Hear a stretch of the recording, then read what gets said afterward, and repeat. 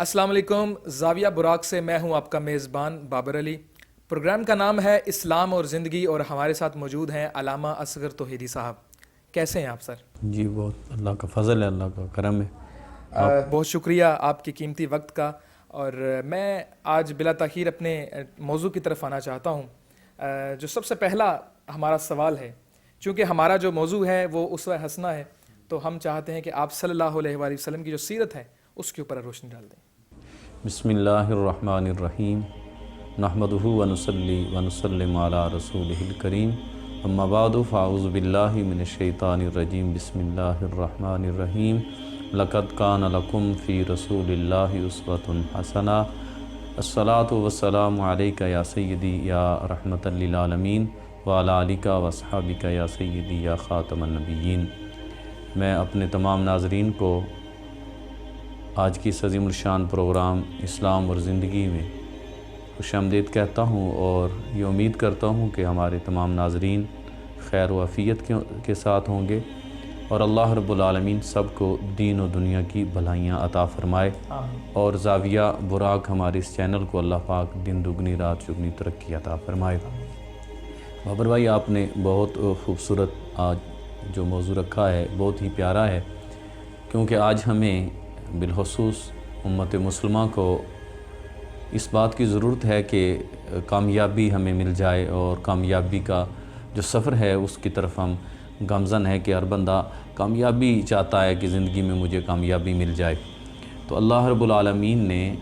انسان کو پیدا کیا، اور بالخصوص اہل ایمان کو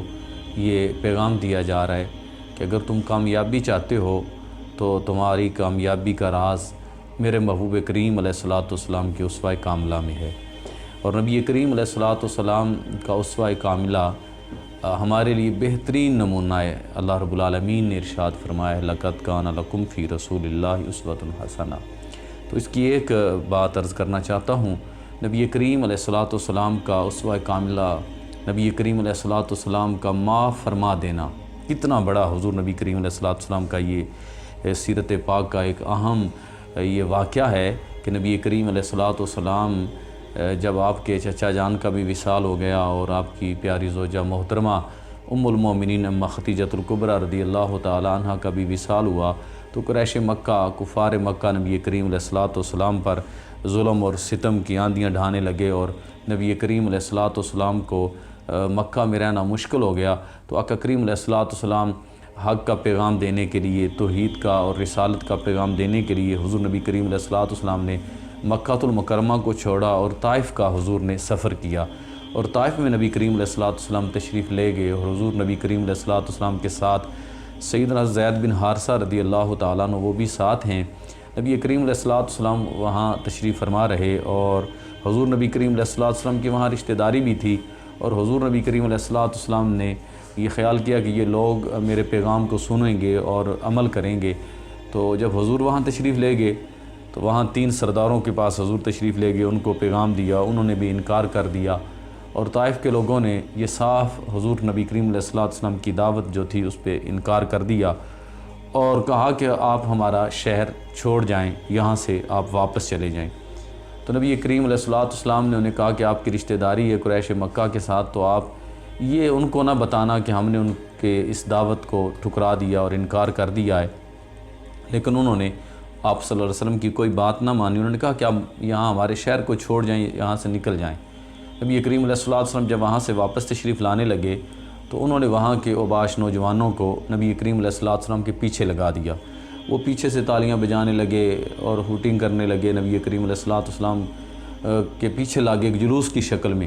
جب نبی کریم علیہ الصلوۃ والسلام طائف سے باہر تشریف لائے تو انہوں نے راستے پہ دونوں جانب ٹولیاں بنا لی اور صفے بنا کر وہ بیٹھ گئے، اور نبی کریم علیہ الصلوۃ والسلام جب گزرنے لگے تو آقا کریم علیہ الصلوۃ والسلام پر پتھر انہوں نے معاذ اللہ برسانے شروع کر دیے۔ نبی کریم علیہ الصلوۃ والسلام کا جسم مبارک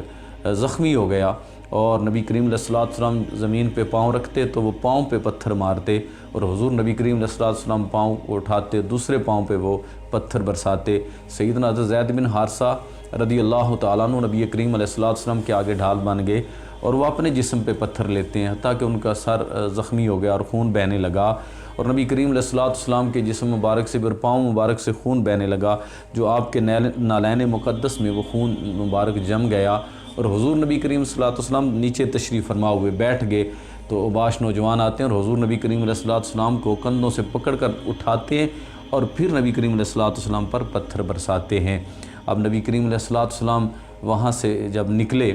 تو حضور نبی کریم علیہ الصلوۃ والسلام ساتھ ہی ایک باغ تھا، وہاں تشریف لے گئے، جا کر وہاں 2 رکعت نماز نفل ادا کیے، اور آقا کریم علیہ الصلوۃ والسلام نے دعا کی کہ یا اللہ یہ کن کے حوالے کر دیا ہے، یا اللہ تو کمزوروں کا بھی رب ہے، میرا بھی رب ہے۔ تو آقا کریم علیہ السلام فرماتے ہیں میں نے اوپر آسمان کی طرف جب نظر اٹھا کر دیکھا تو ایک بادل میرے سر پہ سایہ کیے ہوئے تھا، اور اس میں میں نے دیکھا جناب جبریل علیہ السلام تشریف فرما ہیں، اور جبریل علیہ السلام آقا کریم علیہ السلام کی بارگاہ میں حاضر ہوئے، اور سلام عرض کرنے کے بعد عرض کی یا رسول اللہ صلی اللہ علیہ وسلم، آقا اللہ رب العالمین نے جس کی ذمہ داری پہاڑوں پر ہے اس فرشتے کو بھیجا ہے، وہ حاضر ہونا چاہتا ہے۔ وہ حاضر ہوئے اور سلام عرض کرنے کے بعد عرض کی یا رسول اللہ، اللہ نے یہ حکم دیا ہے کہ آپ جو بھی حکم دیں گے میں وہ پورا کروں گا، اگر آپ حکم دیں تو ان 2 پہاڑوں کو میں طائف کے اوپر لا کر گرا دوں اور ان کو نیچے میں پیس کر رکھ دوں۔ تو دیکھیے آقا کریم علیہ الصلوۃ والسلام کی یہ صفت مبارک، اور حضور نبی کریم علیہ السلام اوصاف مبارک جو ہیں ان میں یہ حضور صلی اللہ علیہ وسلم کا معاف فرما دینا، اور بھی بہت سارے واقعات ہیں، لیکن ان میں ایک یہ واقعہ کہ نبی کریم علیہ الصلوۃ والسلام نے فرمایا نہیں، اللہ نے مجھے رحمت للعالمین بنا کر بھیجا ہے، انہی کی پشتوں سے، انہی کی نسلوں سے ایسے لوگ پیدا ہوں گے جو دین حق کو قبول کریں گے، کلمہ حق پڑھیں گے اور دین اسلام کے پرچم کو لہرائیں گے، تو میں ان کے لیے بددعا نہیں کرتا، میں دعا کرتا ہوں، اور مجھے اللہ نے رحمت للعالمین بنا کر بھیجا ہے۔ آج جس معاشرے میں میں اور آپ سانسیں لے رہے ہیں، ہمیں کوئی راستہ ہمارا روکے تو ہم تو اس کے لیے تھانے چلے جاتے ہیں، اس کو مارنے کے لیے تیار ہو جاتے ہیں۔ تو نبی کریم علیہ الصلوۃ والسلام جن کے لیے اس کائنات کو بنایا اور سجایا گیا ہے، اس کریم آقا کو پتھر حضور صلی اللہ علیہ وسلم پر برسائے گئے، لیکن آقا کریم علیہ الصلوۃ والسلام کی سیرت مبارکہ دیکھیے، حضور نبی کریم علیہ الصلوۃ والسلام انہیں معاف فرماتے ہیں اور فرماتے ہیں کہ اللہ نے مجھے رحمت للعالمین بنا کر بھیجا ہے۔ یہ ہمارے آقا و مولا صلی اللہ علیہ وسلم کی سیرت، ہمیں یہ درس دیا جا رہا ہے کہ آپ حضور کی سیرت پر عمل کریں، اگر کوئی آپ پر زیادتی کرتا ہے تو آپ معاف کرنا سیکھ لیں۔ آقا کریم علیہ السلام فرماتے ہیں کہ میں ضمانت دیتا ہوں اور قسم اٹھاتا ہوں جو بندہ معاف کرتا ہے اس کی عزت کبھی کم نہیں ہوگی، اس کی عزت میں اضافہ ہی اضافہ ہوگا۔ تو اللہ رب العالمین ہمیں معاف کرنے والا بنا دے، کیونکہ معاف کرنے والا بندہ رب کو بہت زیادہ پسند ہے۔ پروگرام اسلام اور زندگی سے اپنے میزبان بابر علی اور اصغر توحیدی صاحب کو اجازت دیجیے۔ اللہ حافظ۔